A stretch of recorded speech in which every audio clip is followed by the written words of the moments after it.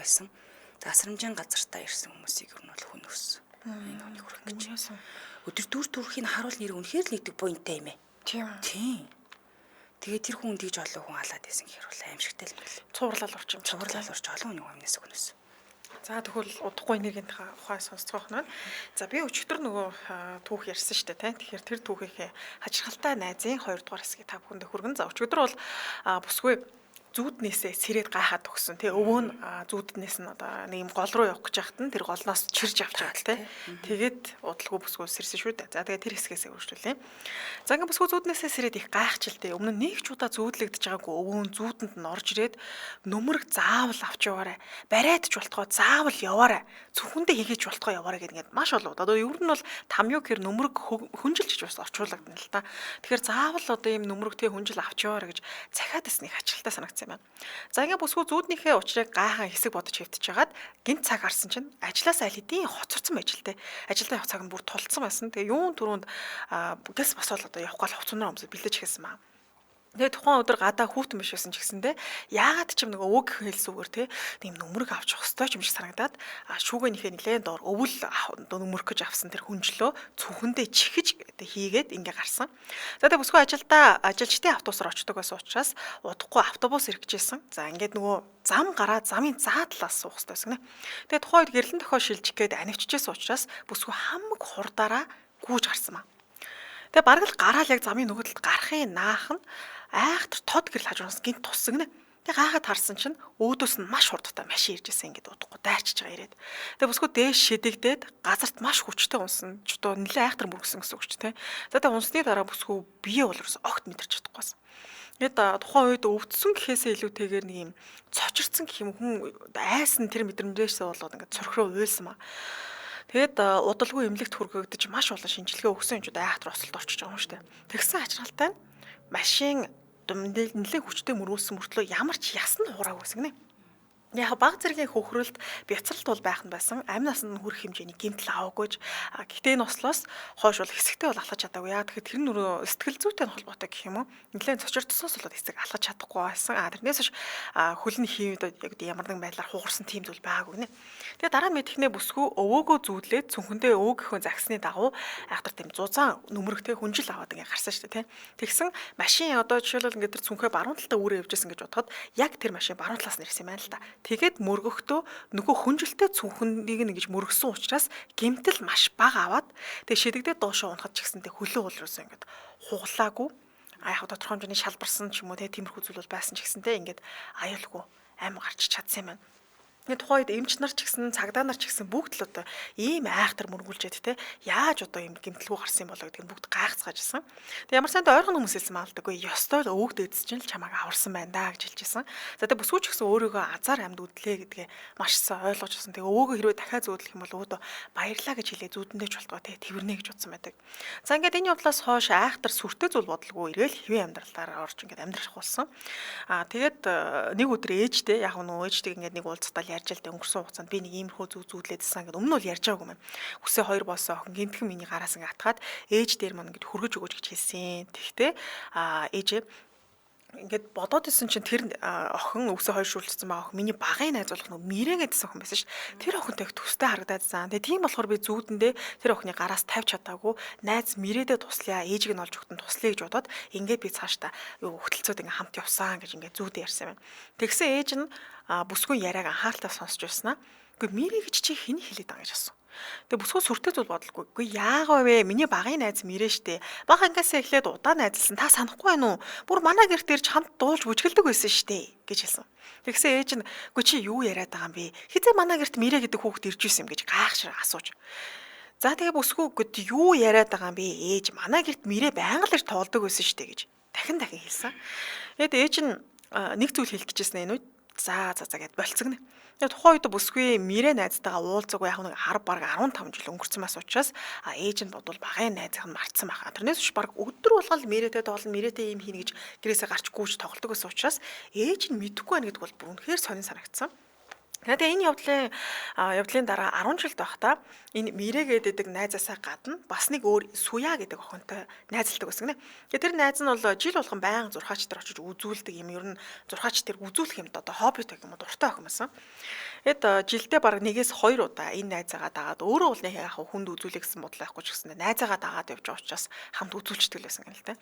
Энэ удаад ч гэсэндээ бас тэд хамт үзмэрч дээр үзүүлэхээр очсон. За тэгсэн бүсгүйг нөө үзмэрч харангуутаа "Гү чи өөх шахсан байж тээ" гэж хэлж. Тэгэхээр тий би саяхан автомашины осолд ороод өстой азар л амьд үлдсэн гэж хэлсэн чи нөгөө үзмэр чинь "Гү чи багтаа өөх шахаж ирсэн байж тээ" гэж хэлж. Тэгэхээр бүсгүй нэлээ гайхсан маа л да. Багтаа өөх шахсан. Тэгсэн үзмэрчгүй тийм ээ. Багтаа нэг удаа өөх шахаж ирсэн байж тээ.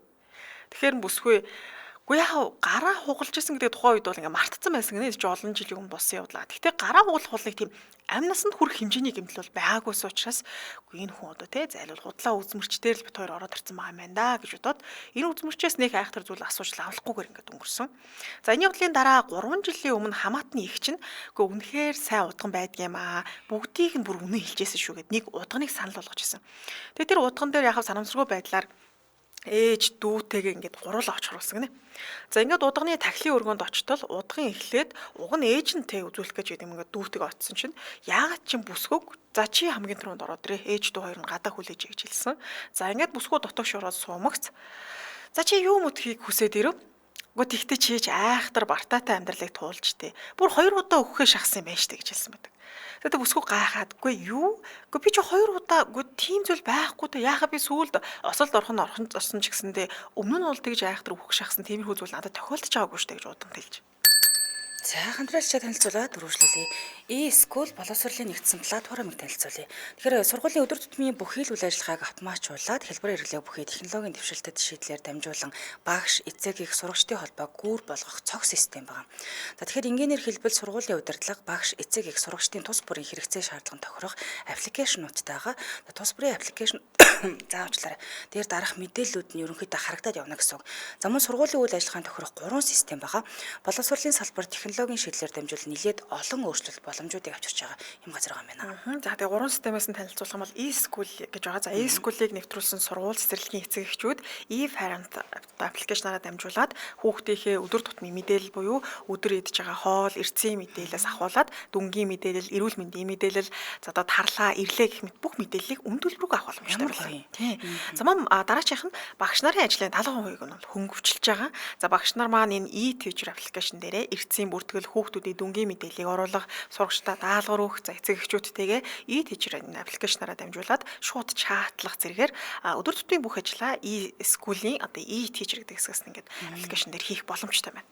За сурагчид мөн өөрийн хичээлийн хуваар даалгавраа харах, явуулах, шалгалт, дүнгийн мэдээлэл харах, хоол нийцээс автобусны байршлыг харах гэмэт бүх зүйлсээ e-student аппликейшнээс нь харчдаг юм байна. За маш хэрэгтэй технологийн шийдэл байгаа. Өөр онлайн хичээл үзэх, сорил, баттгах, тест зэрэг өгөх боломжтой юм байна. LMS гэсэн систем хүртэл байгаа гэсэн. Тэр үнэхээр цогцоор нь шийдсэн платформ юм байна шүү. Харин тийм ээ. Ямар айтах юм бэ чи? Одоо хүүхдийн хичээлдээ ирээд явсны ч юм уу те бүх зүйлийг мэдэх боломжтой цэцэрлэгтүүлээ ямар хоол өнөөдөр ийдсэн хичээл ном нэгэд багштай нь холбоо ороход шууд энэ аппликейшнаар дамжуулаад холбогдчихно гэсэн үг. За тэгэхээр холбогдох утасны дугаар 77 73 70 77 73 70 гэсэн дугаар холбогдорой. Сошиалыг нь e-school.mn гэдэг харахаар ирхнэ. Баярлалаа хамтран ажилласан e-school боловсролын нэгдсэн платформ байлаа. Баярлалаа. Тундаагүй юм. Тийм байна. За ингээд хөх хөргөжлүүлье. Удган хариулж л дээ. Үгүй багадаа нэг удаа өгөх шахаж ирсэн юм байна штэ. Ер нь хүнээ сайн таньж нөхөрлөх хэрэгтэй штэ чи. Тэгвэл хүн гэж яг хэлэхэд хэцүү юм л да. Өөрийн чинь хувьд нэг тийм сонин санагдахгүй нь чамд гэж хэлж. Тэгээ бүсгүй юу сонин санагдана гэж гайхшир асуусан. Удган өөдөөс нь алив тэр найзтайгаа танилцсанаасаа эхлээд чи нэг сайн бодоодох тоо гэж хэлж. Тэгээ бүсгүй багын найз Мирэгийн тухай те энэ удганд юусоо хэлж байгаагүй шүү дээ. Яг бүр багасаа найзалсан тэгээ ээжтэй ч юм уу ойр дотны хүмүүстэй Мирэ гэдэг найзаа хальт ярьж исэн байж магадгүй. Гэхдээ удган эмэгтэйд бол би ийм найзтай байсан тэгээ яриаггүй байтал өөдөөс нь үгүй чи тэр найзтайгаа анх яаж танилцсанаа нэг сайн бодоодох нэг л биш байгаа ч гэж хэлдэг нэг сонир санагдсан.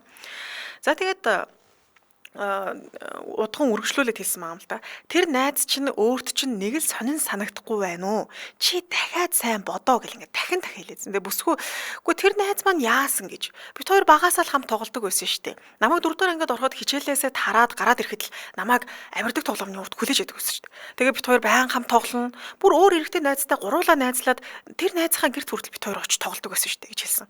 Тэгээ ер нь нэг тийм сүртэй зүйл ерөөсө бодогдоогүй. Зүг яа миний багын найз байсан нь одоо би бол холбоогүй байдаг.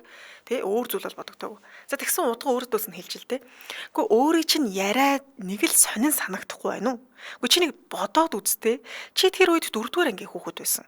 Тэгвэл тэр мирэгээд байгаа найз чинь ч гэсэндээ 4 дугаар анги сурч байх хэвээр зү.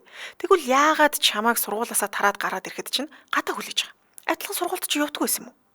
Тэг бүсгүй гайгүй одоо л гайж эхэлж байгаа байхгүй. Үгүй Гү нэрэ бодоод байхтай тэр найзтайгаа сургууль дээр бүр нэг ч удаа таарж байгаагүй байна гэдгийг анзаарсан. Яг уу манай сургуулийн сурагч биш байсан байж бас болно штэ гэж бодсон. Тэгсэн удаггүй харин тэгээд танай сургуулийн сурагч биш байж болох юм. Тэгвэл яаж хичээл чинь тарахаас өмнө сургуулийн чинь урд өдөр болгон хүлээх юм. Тэг өөр сургуульд байдаг бол бас л адилхан хичээл номдоо суугаад тарах хэрэгтэй шүү дээ, тэ. За тэг бүсгүй нэрэ бодоод байхнаа тийм биш дээ. Би ерөөс энэ талаар бодож үзээгүй маа гэж хэлдэг. Тэг удаа өдөөс нь за шудраг хэлэхэд багангийн хүүхэд сүнс дуудаад ирсэн сүнснүүдийн яриаг чамд амжуулж өгдөг байсан. Тухайн үед бол чам сонирхолтой байсан байж болох юм. Гэхдээ чи эргээд сайн боддоо. Нэг л зүйл сонирн байна. Чи сайн ухаарахгүй л байна гэж хэлж. Тэгээ нэрээ сайн бодох нэ. Хачин зүйлс ганц нэгээр зогсохоргүй байсан. Тэр мэрэгдэг найзтай холбоотой. Бүсгүй багангийн сурагч байхдаа нэг удаа эцэг эхийн хамт өөр газар руу нүүжсэн гинэ дунд сургуульд орохоос өмнө. Тэгэхээр мэдээж сургуулаач гэсэн сольсон гэсэн үг. Гэтэл найз мөрэн тэр үед шилжиж очсон сургуулийнх нь үүдэнд бас л хүлээгээл суужсэн. Тэгэхээр одоо тэр найз нь ерөөсө сургуульд явдаггүй байсан гэсэн үг юм уу? Яаж тэр шилжсэн сургуулийг нь мэдээд оцсон гэдэг нь их тийм сонь санагдсан. За ингээд удаганд мэрэг их найзтайгаа холбоотой бүх турсамжууд байсан ба. Би багтаа ингээд тэгээд нүүж утсны дараа ингээд аав ээж хоёр дээр өөр нэг хамаатын да 3 жил байсан ш. Тэгээ нөгөө төцсөн шиг ингээд таньж мэдэх хүн байхгүй сургуулийн гадаа энэ охин ингээд ганцаараа тоглож исэн. Тэгээ би түрүүлж яриа өдөөд ингээд найзалж хэлсэн гэдэг бүх юм ярьсан. Тэгсэн удаа хэлж л дээ. Чи тэр сүнсэнд тун айхтар ховслуулж те. Юу н яах гэж сүнсэн дээр очиж төрүүлж яриа үдсэн юм бэ? Хараагүй мэт өнгөрөх хэрэгтэй штэ. Гэхдээ ядаж нэг л биш байгааг чи юусоо эртгэн анзаарч чадаагүй мө гэж хэлж. Тэгээ энэ үед бүсгүй жоох уур хүрсэн маа л та. Яа тэгэхээр тухайд чи багангийн хүүхэд шүү дээ те. Багангийн хүүхэд одоо энийг сүнс ч гэдэг юм хүн гэдгийг нь яаж шалгаж чадах вэ те. За тэгээ дараа найс нөхөд гэж бодож яагаад те сүнс байлаа гэдгийг нь бас мэдлээ гэхэд одоо бас найзлахаа болно гэхэд хэцүү. Өөрөө бас тэрийг анзаарахад хэцүү жоохон байсан те. За ингээ удхан гүнзгий санаа алдаад тэр сүнс чамайг өөрийг нь хараад байхаар баярлаад чамд айхтар наалдсан байж. Тэр үед чи нэг охины хүүхэлдэйг өгөх гэж байгаад ээж чинь чамайг гинт татаад тэр хүүхэлдэн гар тасарсан гэж чи надаасаа ярьлаа да. Дараа нь чиний гар хугарсан нь тэр хүүхэлдэн гар тасарсантай холбоотой шүү дээ гэж хэлсэн. Тэгээ бүсгүй энэ яриаг сонсоод бодох нэ. Тухайд анх зөвлөсөн зүудэн те яг гарцсан дээр нэг охин хүүхэлдэйгээ унгаагаад бүсгүй тэр хүүхэлдээ гарнаас татчихад ингээд ээж нь хойноос нь гинт татангууд гар нь тасарсан шүү дээ. Тэгсэн энэ явдлын яг дараах нь өөрөө гараа хугалсан буюу тэр хүүхэлдээ тохиолдсон зүйл өөрт нь тохиолдсныг олж мэдэнгүүт бүр хамаг шар усан носч байгаа. Тэгээ удганд хандаад үгүй би тэр найзынхаа хүн л гэж бодсон шүү дээ гэд одоо л хүн биш байсныг нь ухаарж байгаа байхгүй. Тэгсэн удган тэгтээ ээж чинь чамааг нэг л биш байгааг анзаарсан л байх ёстой гэж хэлж. Тэгээ бүсгүй гайхчихлээ. Үгүй ээж намайг яаж мэдэх юм? Тэгсэн удган танай удамд нэг залбирдаг хүн байх хэвээр. Удахантай төстэй хүн гэсэн. За тэгсэн бүсгүй нэлээд гайхаад үгүй манайд ерөөсөө тийм хүн байхгүй тий. Би л ээж аваасаа тийм залбирдаг ч юм уу тийм удхан хүн бол ерөөсөө сонсож байгаа гэж хэлж. Тэгсэн удаа үргэлжлүүлээдгүй алив чи ээжгээ гаднаас дуудаад оруулаад ирээ гэж хэлсэн. За ингээ удалгүй өргөөнд ээж нь орж ирэхэд удаан шууд асууж байгаа юм л да. Танай удамд нэг залбирдаг хүн байдаг үстэй. Нэгээр ч зогсохгүй байна. Ээж чинь талд хадмитэн талд ч гэсэн нэг байна. Ээж нь шуудхан л тийм ээ л гэж хариулсан. За ингээд удган ээж хоёр ингээ хоорондоо ярьж эхэлсэн юм л да. Тэгээ бүсгүй хажууд нь юу яриад байгаасаа ойлгохгүй ямар ч яриаг нь сонсож хагаад за тэр дундаас ойлгож авсан зүйл нь ээжийнх нь наг зэгч нь удган байсан гинэ. Тэгээ бүр маш сайн үзэж хардаг удган. За бас бүсгүй аавынх нь ээж буюу одоо эмээ гэсэн үг шүү дээ. Эмээ нь удган бол яг одоо үзэж хардаг бол байгаагүй. Гэхдээ залбирдаг бас тодорхой хэмжээний мэдэрдэг хүн байсан гинэ. Тэгээ энэ талаар бүсгүй бол өмнөөс нэг ч удаа туулж байгаагүй. Тэгээ үүгээр ч зогсохгүй. Ээж нь нагц ихч ээжд нь За чи дараагийн одоо онгод хүлээж авах хүн нь бол чи гэж хэлж ирсэн. Тэгээд ээж нь онгод бууж одоо юу гэдэг өөр дөр бол нэг удаа буулгаж ирсэн гинэ. Гэхдээ яагаад ч юм одоо тухайн үед одоо нэг л болохгүй байсан юм уу? Их чин сүулдэ за ер нь энэ онгод чам дээр буух учиргүй юм шиг байна гэд ингээд болиулж ирсэн. Тэгээд энэ явдлын дараагаас ээж нь энгийн амьдралаар амьдрмаар байна гэж сүм хийдэд залбирч ингэж амьдрах болсон. Гэхдээ хачиргалтай нь ээж нь нэг удаа өөр дөр онгод буулгасан гэсэн шүү дээ, тэ. Тэрнээс хойш аливаа зүйлийг маш сайн мэдэрдэг болсон гинэ. Тэгээд удалгүй цаг хугацаа ч өнгөрч тухайд яг ээж нь бол залуу байсан. Дараа нь энэ бүсгүй аавтаа уулзраад гэрлээд за энэ бүсгүй бол ингээд энэ айлын том охин болж хоргоод мэндэлсэн. Тэгээд түрүү хэлсэн ээж нь онгод аваагүй тэгсэн. Одоо тэр онгод нь үе алгасаад гэдэг шиг охин дээр нь буулцсан юм байна л да. Энэ түүхий эзэн бүсгүй дээр буух хэрэгтэй болсон. За тэгээ удган хэлж ээж чинь оройтсон ч гэсэн онгодоо заавал авах хэрэгтэй байсан юм. Тэгээгүй болохоор охинд чинь очиж байгаа. Тэ чам дээр одоо бууж байгаа гэсэн үг. Тэгэд бүр багаасаа тийм учраас чи харахгүй зүйлсүүдийг хараад сүнсийг тийм мэдэрдэг болсон. Тэгээ бүр яг одоо хүн сүнсийг ялахгүй ингээд найзалдаг болоод бүр ийм байдалд хүрсэн байна гэж тайлбарсан. За тэгээ үүнийг сонссон бүсгүй нэг зүйл хачин байгаа. Тэ нэг л хачин санагдаад байгаа удагнаас сууж л тэ. Би мэрэг гараас одоо гараа хугалснаас хойш бол хэсэг хараагүй шүү дээ. Тэ нөгөө савлуур дээрээс унсны дараа нөгөө найз нэг муухай харчаад алгуулсан ч хэсэг хараагүй. За түүний дараа дахиад хэсэг бас харагдсан. Тэг хэсэг харагдчихснаа дахиад ахлах сургуульд ордог үеэс нь хойш дахиад нөгөө мэрэ гэдэг найз харагдаа байлцсан. Тэгээ бас бодоод ирсэн чинь осолд орсны өмнө тэр зүүдэнд нэг юм төстэй охин орж ирсэн гэсэн чинь тэнд харагдаад тэрнээс хойш бас дахиад харагдаагүй. Гэхдээ яагаад одоо надад жишээлбэл би онгодтой юу гэдэг чинь юм хүмүүс шаарддаг байлаа гэхэд нэг харагдаал болоод байгаа нь ямар учиртай юм болоо би энийг ерөөсөй ойлгохгүй байна гэж асуусан. За тэгсэн удаа хэлсэн маа. Ээж чинь нэг зүйл хийсэн. Одоо өөр охиндоо хэл гэж нөө ээжд нь хандж хэлж. Тэгсэн сонсохны ээж нь бүсгүй багтна бүр 3 удаа охиныхоо тэр айхтар мэдрэмжүүдийг дарах зан үйл хийжсэн гинэ. Нэгсэндээ одоо нөгөө онгодыг бол дараад байгаа бол биш л дээ. Харин дээр одоо сүнсчдэр хараад байгаа мэдрэмж одоо нэгсэндээ мэлимийг нь хаасан гэх юм уу. Тэгээ бүсгүй энэ яриаг сонсоод нэлээд гайхсан. Учир нь өөрийг нь бүр дагуулад одоо ч одоо зан үйл хийж байгаа юм чи өөрөө бол байх ёстой шүү дээ. Тэгвэл ямар ч одоо бодсон дурсамжинд нь ээжтэйгээ хамт яваад те бөөдөр очиод ингээд зан үйл хийсэн гэсэн тийм дурсамж юусэн байхгүйсэн гинэ. Тэгсэн удаан хэлжилтэй гү чи угаасаа санахгүй гэж тайлбарсан. Тэгэхээр бүсгүй ээжээсээ гү та хизээ тийм зан үйл хийсэн мэ гэж тодруулж асууж. Тэгсэн бүсгүй багада гараа хугаснаас хойш хэдэн сарын дараа эхний зан үйлийг нь хийсэн. Яагаад тэгэхээр бүсгүй одоо нэг ээж нь мэдэрдэг гэсэн шүү дээ, тийм. Охин нь юу н тасралтгүй л ингээл нэг юм мэрэ гэдэг охиныг яриад мэрэтэй тоглоно ингэн тэгин тэр найзтайгаа тэгин ингэн гэл ингээд яриад нэг л биш байгааг анзаарсан ба. Ер нь юм үзээд яваад байна гэдэг юм. Тэгээд таньдаг удган дээр очиод үзүүлсэн чинь за онгод тэнгэр буу хаалганы охин дэр бол ингээд нээгдсэн байна. За тиймээс хажууд нь хэдийн сүнс бол ингээд наалтцсан явж байна. Тэгээ одоо мэлмиг нь хааж дарахгүй л ерөөсө болохгүй байна гэдэг ингээд ихний зан үйлийг хэлсэн. За үүний дараа бүсгүй дахиад хэсэг нөгөө мэрэ гэдэг найзгаа хараагүй гэвч удалгүй дахиад харагдаад эхэлсэн шүү дээ. Тэгэд ээж нь энэ үед яг охиныгоо хараад байгаа мөггүй гэдэг эргэлцсэн байна л да. Миний охид хичээл нансуулаад стресссэн ч удажлаа шүү дээ. Тэгээ ганцаараа яриад ч байсан юм билүү те. Эсвэл бас нөгөө нүүгөө шинэ орчинд очиод жоохон хэцүүч байсан юм билүү гэж бодсон.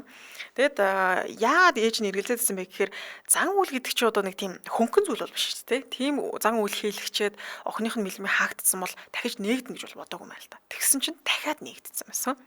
За ингээд дараагийнхаа зан үйлийг хийж байгаа.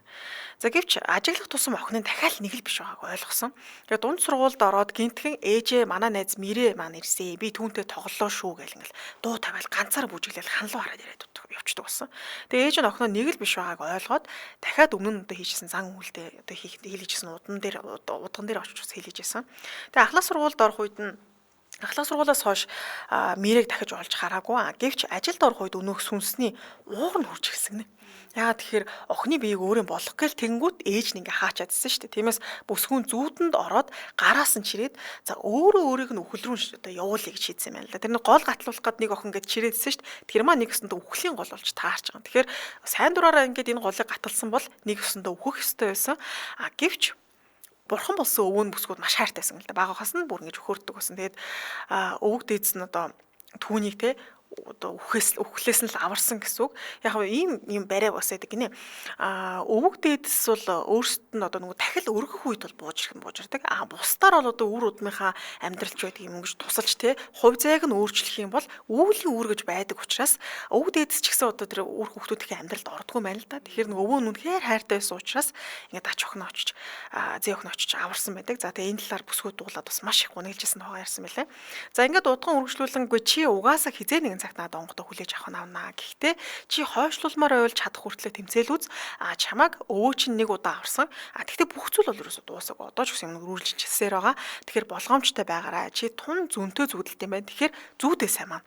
Тэгээ зүүдэн дээр чи юу гэж гарч ийн чи тэрийг манад өөрөөсөө сайн хамгаалаа. Яг нь мэлмигээ хаалгаж болно. Эсвэл чи одоо онгодоо буулгахаар те над дээр бол ирж болно шүү гэж энэ мундаг удхан өөрт нь хэлсэн гинэ. За ингэснээр энэ түүх дуусдаг. Гэхдээ уух түүх бол дууссан гэхээс илүүтэйгээр одоо ч гэсэн үргэлжилж байгаа гэсэн үг шүү дээ. Яг одоо өвөө нь бол нэг удаа зүүдэнд нь аварчлаа. Гэхдээ дараагийн түүхд нь үргэлжилж байгаа. За бас нэг хачин зүйл нь гэх юм бол бүсгүүд харагдсан нөгөө Мирэ гэдэг найз нь бодоод үзээ л та бүр ингээд бага ингээд ухаас одоо 2 дугаар ингээд ухаас л таарсан шүү дээ. Тэгээ тэрнээс хойш өөрөө бол ингээд надтай чацуу охин гэж бодоодсэн чинь ахлах сургууль хүртэл харсан шүү дээ. Тэгээ эргээд бодсон чинь найз нь ерөөс өсөөгүй гинэ.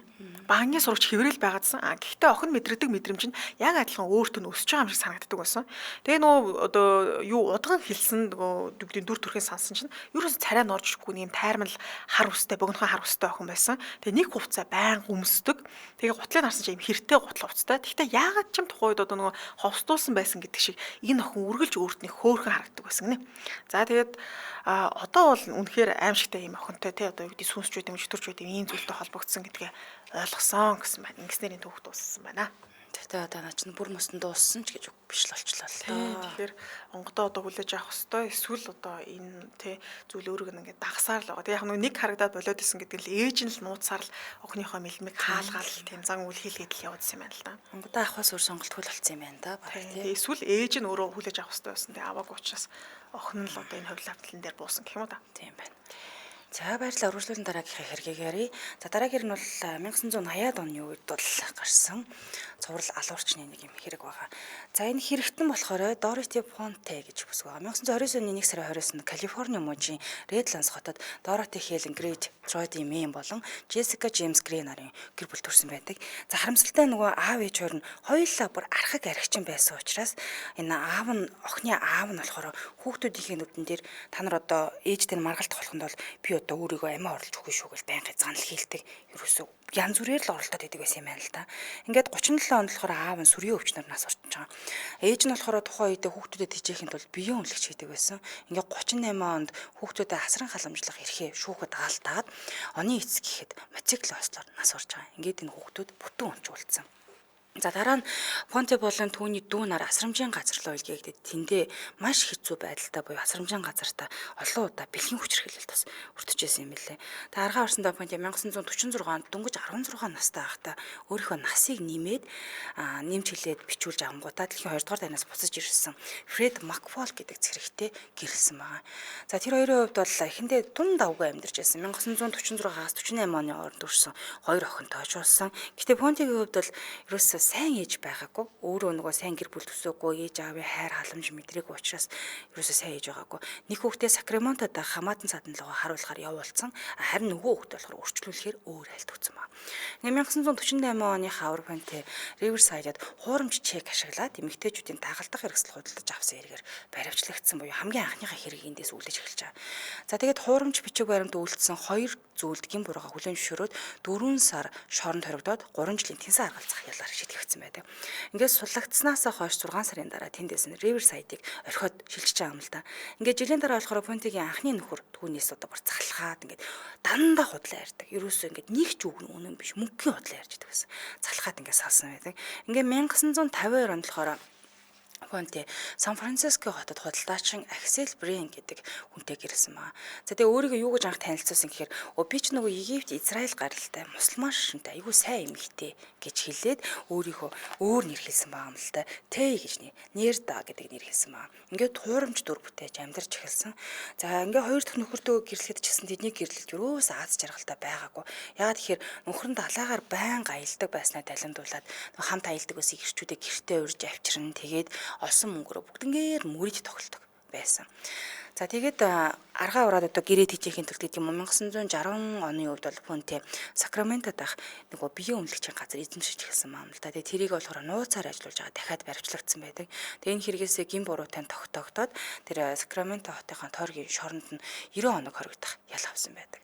Ингээд 61 онд болохоор хоёр дахь нөхөр нь байнга арх хуудаг, худлаа ярьдаг, гимт хэрэг үйлдэх нь хэрэгсгтэрсэн. Ингээд амиа орлох үйлдэл хийснийхээ дараа болохоор тэр улсынхаа эмнэлэгт хүчээр хэвтүүлээд эмчтгий хэлгэж эхэлсэн. За нөхрийн болохоор тэнд байхад нэмч нар нөхөр нь маш докторгүй зан чанартай. Дээрээс нь хит худлаа яргах эмгэгтэй гэж уншилсан байдаг. Ингээ Фонте хоёр дахь нөхрөөсөө 1966 онд салсан ч гэсэндээ салснаасаа хойш нэг хэсэг хугацаанд нөхрийнхөө овгийг гөрвжлүүлэн ашиглаж эхэлсэн ба хуурамч нэрээр ашиглаж эхлээд өөрийгөө Шэрэн Йоханссон хэмээн нэрлийдэд өөрийгөө сүсэг бишрэлийнхтэй Христийн шашинтай эмэгтэй гэж бусдад ойлгуулад ер нь бол гимт хэрэг тэр муу мухай хийгээд байгаа зүйлсээ нуун дарагдуулж чаддаг байсан юм л та. Ингээ 68 онд болохоор Дороти Роберт Хосе Понттэй гэрэлсэн байна. Ингээ 16 сар л болсон л дөрөс хамтын амьдрал нь сарын дараа хосууд салахаар шийдсэн байна. Ягаад гэдгсэн чинь Дороти гэдэг өөр нэр авсан байгаа штэ. Гэр бүлийн хүчирхээлэлд өртсөн гэсэн гомдол гаргасан байна. За тэгээ гэр бүл цоцлуулах өргөдөл гаргаад шүүхүүд дуудсан боловч Мексик руу цухтаагаад ингээ явцсан байсан. Энэ хоёрын салалт болохоор 1973 он хүртэл ерөөсөө эцэслэн шийдэгдээгүй явж байсан. Гэхдээ Понте гэдэг овгийг 20 гаруй жил ашигласан буюу одоо нэг Понте гэж яриад байгаа штэ. Ийм овгийг нөхрийнхөө овгийг ашиглаад яваад байсан гэсэн үг. За ингээ гэрлэлтэд цоцлуулсныхаа дараа болохоор Понте 1980 онд болохоор нэг юм хийхээр шийдсэн. Энэ болохоор Сакраменто хотод бага орлоготой хөгшчүүд, хөгжлийн бэрхшээлтэй хүмүүсийг байлгадаг асрамжийн байр ажиллуулбал би ашиг болох юм байна да гэж бодож эхлээд ажиллуулж эхэлсэн.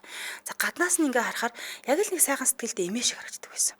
Түүнд тэр тусламж хэрэгтэй байгаа хүмүүст байр, хоол, асаргаа өгдөг гэдгээрээ нутгийн хүмүүс итгэлийг нь олж эхэлсэн маа.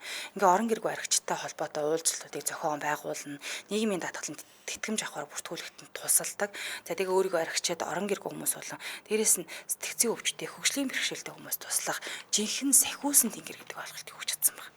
Ингээ албаар яагаад юм нүр төрхөө яаж бүрдүүлдэг гэсэн гэхээр албаар ийм томтцсон хуучин хувцас дандаа өмсдөг. Шинэ хувцас юусэн өмсдөггүй.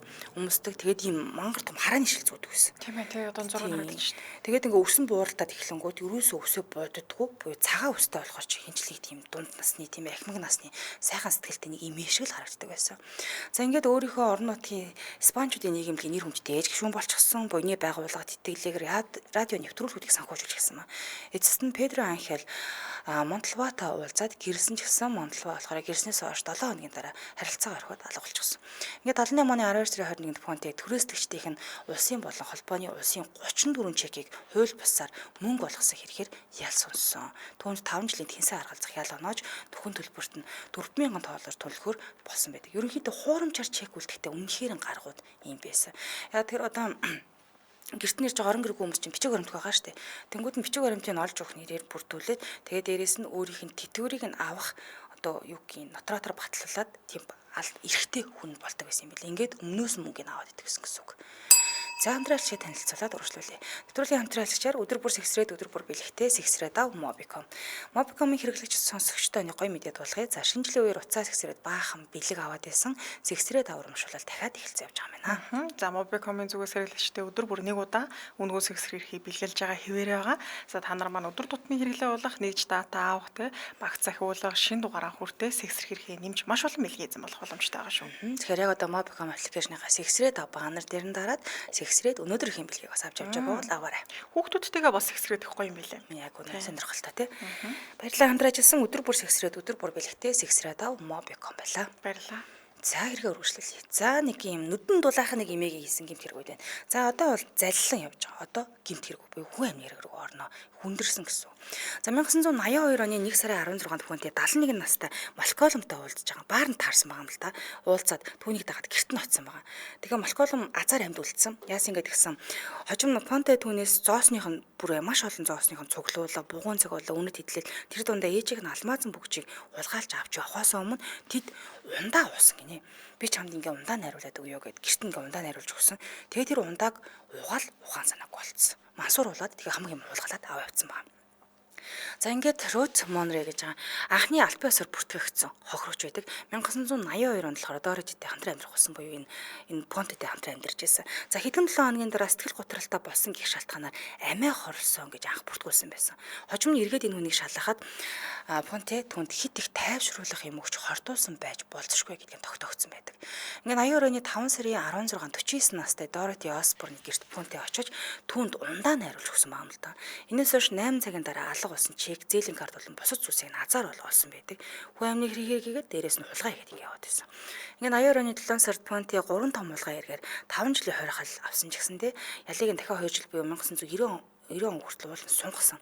Гэтэ хоригдож авах хугацаанд тэрээр ойргийн мужаас 77 настай тэтгэвртэй гарсан Эверсон Тедер Гулмуудтай цагтлаар харилцаж эхэлсэн байна. Шоронд байхдаа гэсэн үг л дээ. Ингээд 85 оны 9 сарын ихээр Гулмууд ачааны машин чиргүүлтэйгээр нөгөө нэг хамт Сакраменто хотын Понтигийн тэр асрах байранд хамт амьдрахаар хүрээд ирсэн байна. Ингээд 85 оны 9-р сарын 9-нд Понте шоронгоос хугацаанаас өмнө суллагдсан байдаг. Ингээд Гилмут болон Рикардо Ордироко гэдэг хамт найз хамт гэр бүлийн хамтаа тэр гудамжныхаа тэр байрныхаа доод давхартанд хамтдаа амьдарч ирсэн буюу одоо дараагийнх нөхөр нь болж таарч байгаа. За ингээд 85 оны 10 сард Понте Гилмутийн ихч рүү захидал бичсэн өмнөөс нь юу гэж бичсэн ингээд тэгсэн чинь би одоо ингээд ихнэр нь болох гэж байгаа юм ба маа. Би тэр 2 сарын 11-нд албан ёсоор 11 сарын 2-нд албан ёсоор гэрлэнэ гэдэг захидлыг хурамчаар бичээ ингээд явуулсан. За ингээд хэсэг хугацааны дараа Понте мужаан Исмаилийг хөсөлсөн. За юу гэж гуйсан ингээд гэсэн чи надад нэг юм 6 фут 30 инч хаашаашаа 30 инчтэй хэмжээтэй юм хадгалдаг маш сайн бат бөх хайрцаг хийгээд өгөөч гэж гуйсан баа. Тэгээ хөлсөнд нь болохоор би чамд одоо хариуд нь юу хин гэсэн чи энэ Гилмутийн ачааны машиныг би чамд тэр чигт нөгөө нэмээд би чамд $800 өгөө гэж тохирсон баа. Тэгэхээр хин ч үгүй гэхвдээ. За ингээд мужаан хайрцгийг нь хийж дуусгаад арай болоогүй нөгөө дээдлийг хадаагүйсэн учраас маргааш нь буцаж ирэхэд нь хайрцагийнхын амийг нь алидийн дээрээс нь ингээд бэхлээд хатчихсан. За ингээд Понте мужаанаас ахаад юм гуйрсан л та. За энэ хайрцаг жоохон хүнд байгаад байна. Ойролцоогоор 300 фунт жинтэй хайрцгийг би одоо нэг зөөх гээд байгаа. Тэгээ хадгалах газар аваач тавих гээд байгаа. Надад ингээд туслаад өгөөч гэхээр нь туслаад зөөх гэсэн чинь энэ хайрцаг болохоор Сакраменто хотоос 1 цагийн зайтай голын ойролцоо аваачаа зүгээр хайчаад яваад өгсөн.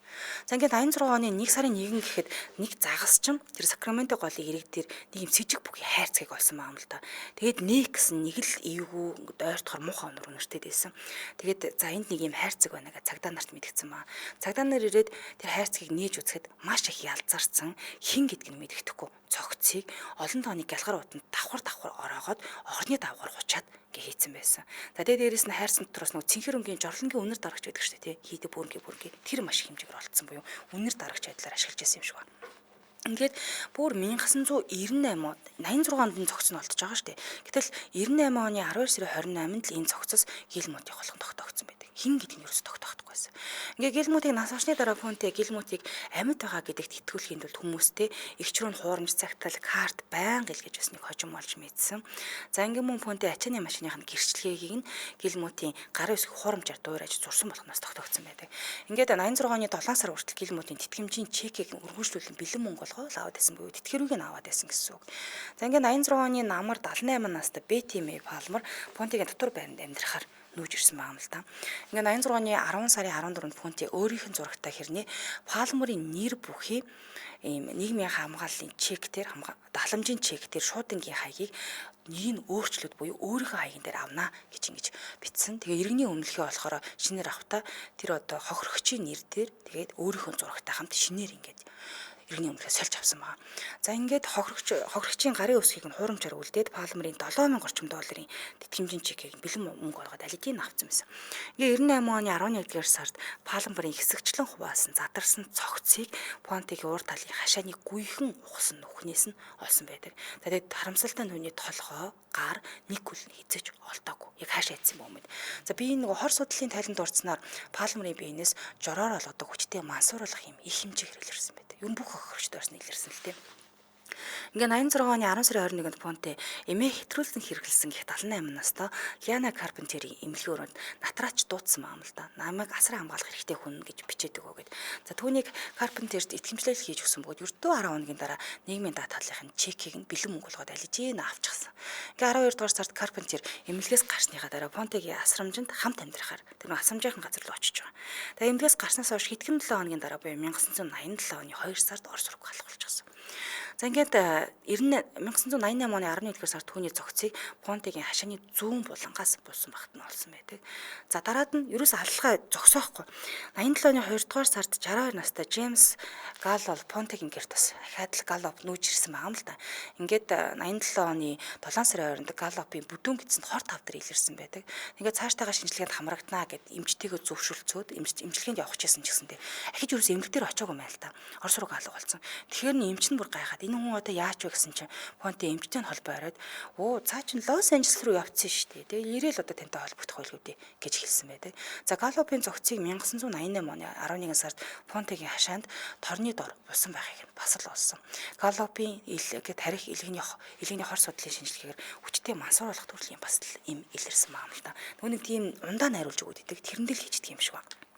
Ингээд 87 оны 7 сар 58 настай Евгений Гамил за им хэтрүүлэг хэрэгсний улмаас амиа хорсон байдалтай болсон. Гамилийн амьдарч байсан гэрээ эзэгтэй Понте хэлэхдээ наа чи угаасаа л ингээд амиа орлохыг өмнө завдчихсэн шүү дээ. Ерөн сэтгцэн жоох асуудалтай байсан гэж цагдаа нарт мэдүүлэг өгсөн ба. Понтегийн хувьд бол энэ Гамилийн аллах тул эзэж буруутгах байгаагүй яагаад гэвэл нотлох баримт болтойгоо гэж энэ үнийг бол алсан гэж тогтоогддог гэжсэндээ ерөөдөө сэжгэлдэг юм байлээ. Алдсан байх магадлалтай гэдэг. За ингээд 87 оны 10 сарын 2-нд 61 настай Вере Пэй Мартиныг Понтетэй хамт амьдрахаар бас л ингээд нийгмийн аламжаас явуулсан. Гэтэл 87 оны 10 сарын 5-нд Понте Мартины нийгмийн даатгалыг хэд хэд удаа хуурамчаар үлдээд нийтдээ мөн л 7000 гаруй долларыг олдоо авсан байсан. За ингээд 87 оны 10 сарын 19-нд Мартин охинтойгоо жил бүр төрсөн өдрийн мэдчилгээ хүргэх юм байна л да. Охиндоо төрсөн өдрийн мэд хүргэе. Гэвч энэ үед холбоо байраагүй. Тэгээд охин нь 90 сул болсон л та бас л Орос руу алга болчлоо гэд. Харамсалтай нь 1988 оны 11-р сард Мартины цогцыг Понтегийн хашаандах төмөр сарвчанд ор бас л булсан байхад нь олсон байдаг. Түүнийг мөн л хордуулж хөнөөсөн байсан. Ингээд 87 оны 10 сарын 21-нд 65 настай Дороти Миллерийг Понтегийн гэрийн дээд давхар тас амьдруулахаар болсон. За тэгээд Миллерийг болохоор Рикардо Ордириката танилцуулсан байдаг. Тэрээр дараагийн 11 сард Миллерийн нийгмийн даатгалын тэтгэмжийг өмнөөс нь авах эрхтэй нэгэн үнийг гаргаж ирж байгаа. Түүнийг ирснээс хойш хэдхэн 7 хоногийн дараа Миллер дахиад л алга болсон. Миллерийн шаардлыг дараа нөгөө сарнайн бутны дэргэд бетоны хавтангийн доор булсан байхыг нь олсон байдаг. Тэгэхээр одоо энэ аллах нь бол үнэхээр дуусгал юм бэ нэлээ дээ. Яг ингээд 88 оны 2 сардлахаар 51 настай Альверо Берт Понтегийн гэрт бас л ирсэн. 3 дахь сард Понтег Монтиагаас өмнө тэтгэмж авахчаар томилсон өрөв талаас гаргацсан маа. Би чиний өмнөөс ингээд аваад өгье гэх мэтчлэн те. За би нэг ханиалгаад байгаа.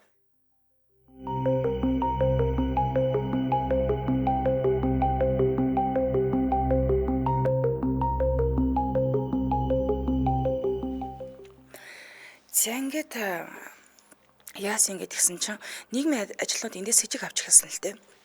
3 дугаар сард Понтег Монтиагаас өмнө тэтгэмж авахар томилсон өргөдөл гаргасны дараа үүнээс хойш Орос руу алга болсон. Ингээ нийгмийн ажилтнууд 9-10 сард Монтиатай холбогдох орлого хийсээр хагаад ерөөсө холбогдож чадаагүй юм билээ. Тэнгүүд 11 сард Понте хашаандаа ажиллаж байсан өмнө нь ял эдэлж байсан Дональд Энтиноогоос нийгмийн ажилтнтай чи холбогдоод Монтегийн хүргэн ах мэд дүрсгээд яриад өгөөч гэж гуйсан байгаа. Нөгөөт нь ч зөвшөөрөөд утсаар нэрээ хэлэхдээ Мишель Оберген гэж хэлэнгүүтээ би энэ Монтег аваад Ютаа руу аваачсан нүүлгэн шилжүүлсэн гэж худлаа ярьсан баа. Гэхдээ нийгмийн ажилтаа энд нь итгэлгүйгээр сэжиглээд Понтед за би цагтаа дуудлаа шүү гэж хэлсэн маа. Ингээ 11-р сарын 10-нд нийгмийн ажилтаа хурууны хөвлөдөхгүй бол цаасан алчуураар ороолсон Мишель Оберген гэсэн захидлыг хүлээж авсан. Хэдэн өдрийн дараа Монтегийн цогцыг цэцэрлэгт булсан байхыг нь бас л олсон маа. Ингээ 1988 оны 3 сарын 9-нд 55 настай Бенжамин Пинкийг Понтетай хамт амьдрахаар бас л явуулсан. За уучлаарай дахиад нэлээд.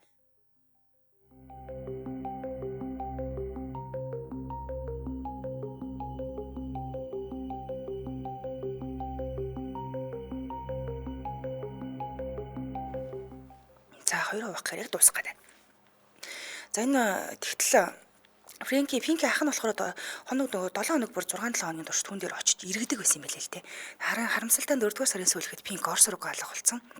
Тэгээ өөр нэг түрээслэгч болохоор үгүй энэ өрөөнөөс нь муухай нур үнэртэй байна да гэж айгүй гомдол мэдэлдэг байсан маа. Гэтэл болохоор хүнтэй түүнийг наа чин бохрын хоолоноос үнэртэж байгаа үнэрээ л гэж байнга хэлээд байсан юм байлээ. Ингээд 6 дугаар сард төмөр хамаарынхаа хаалганы хажууд нүх ухаад дараа нь бетоноор дүүргэж эхэлсэн маа. Ингээ 11-р сард Пинкийн цогцыг хуванцар зангилаатаа орны давгаар нэлээ ороодсон наалдамхаа тууцаар бэхэлж бүрсэн цогцыг нь олж авчихсан. За тийм мэдээж хэрэг одоо хор шинжлэлээр хордуулсан байх нь тогтогдсон байдаг. Ингээд 88 оны 11 сард нийгмийн ажилтан Өгшлийн бэрхшээлтэй оршин суугч болох Монтегийн талаар санаа зовж эхэлсэн буй. Араас нь хөөцөлдөд эсэж би нэг цагдаад мэдүүлэх гээд байна гэд. Тэгээ Орос руу алга болсон гэж мэдүүлсэн. Тэгээ байранд нь очиж шалгахад одоо энэ Понте маш тайван хүлээж аваад наа чи өөр газар асрамжийн газар явцсан байгаа штэ гэж худлаа тайлбарласан байдаг. Тэгээд байшинтайгаа оршин суугчдаас асуухад нь өрөөнөөс маш муухай өнөр унартай байна. Тэгээд зарим оршин суугчд нь бүр юм айдсан байдалтай мэдүүлэг өгч чадахгүй байсан юм билээ л дээ. За ингээд цонхоор харахад цагдаа нар очиж цонхоор харахад нөгөө хөрсөн дээр шинэ юм онгочцсон ухцсан газруудыг олсон юм билээ. За илс хөрсийг нь маш хурдан дүүргэцэнтэй ухцсан байдалтай байсан. Ингээд цагдаа нар нүхийг ухаж эхлэхэд цогцснууд араасаа гарч ирсэн буюу цагдаа нарын ухсан нийтдээ 7 хүний цогцсыг гаргаж авч ирсэн. За ингээд өөрийгөө барьж энэ одоо эмгэнийг барьж авсан байдаг. Тэгээд баригцсныхаа дараа 9 хүний хөнөөцөн байж болцсохгүй гэж болон шийдгэлсэн байдаг. Шүүх зөвхөн 3 хүний алгыг дээр л анхаарлаа төвлөрүүлж чадсан байт юм билээ. Шүүх хурлын явц нийтдээ 5 сар үргэлжилсэн байдаг. За ингээд өндөр настай хөгжлийн бэрхшээлтэй хүмүүсийн санхүүг ашиглаад мөнгө олохын тулд хөнөөсөө гэж буруутгацсан. Гэхдээ өөрөө бол хизээч хэрэгээ үүрээгүй юм байлээ. Тэгээ шүүгчийн зөвлөл 23 оног хилэлцээд 3 хүнийг санаатаар халтаж амийг нь бүрлгсэн гэж буруутаад насан турш нь хорихад оноолсон байдаг. Тэгээд ер нь бол альч шатны шүүхүүд бол батлан даалтаар гарах ирэхгүй болсон. Тэгээд энэ Фонтегийн хувьд амьдралынхаа үлдсэн хугацаа Калифорнигийн эмэгтэйчүүдийн шоронд өнгөрүүлээд тэгээд шоронд ч гэсэн өөрийгөө буруугүй гэсээр л байсан. Тэгээд 2011 онд 82 наснда шоронд байхдаа байгалийн жамаарал нас орсон юм бэл. Ямар айхтар юм те. Гаднаас наагт бол ерөөсөө тэгж алууч гэж харагдахааргүй шүү дээ. Тийм маш нүдэнд дулаах нэг юм байна. Бүр цагдаа нар хүртэл гэсэн бэлээ. Цагдаагийн ажилтнууд хүртэл аимшигын хуурдаг нүүртэй эмгэн гэж нэрлэдэг байсан. Тийм үү. Тэгвэл яг царайны урал нь бол нэлээд өөр юм байна л да. Алхаа үлдэгт бол. Тий, яг гаднаас харахаар халамжтай, маш их тосрохуу эмгэн шиг харагддаг байсан. Гэтэ дотороо харгас тооцоотой хүйтэн цус гэмт хэрэгтэй байсан. Цагдаа нар хүртэл яасан хэрэг ямар амар хүн байсан. Тийм ээ, тийм. Үнэхээр аимшигтай л эмэгтэй байж тээ. Гимгүү царайлчаад. За баярлалаа төргийн нэвтрүүлгийн өндөрлөлийн студид худлаач Анцаамын найруулагчаар Борхоо Гинчин Батнаар ажиллалаа. Нэвтрүүлгийн хамтран ажиллагчаар өдөр бүр сэксрээд өдөр бүр бэлэгтээ сэксрээд Mobicom, мөн Bcool, eSchool боловсролын нэгдсэн платформ байлаа. Өргөжлөлтөнд та бүхэн маань томчуудын шууд нэвтрүүлэг аван сонсороо түр баяртай. Баярлалаа. Баярлалаа.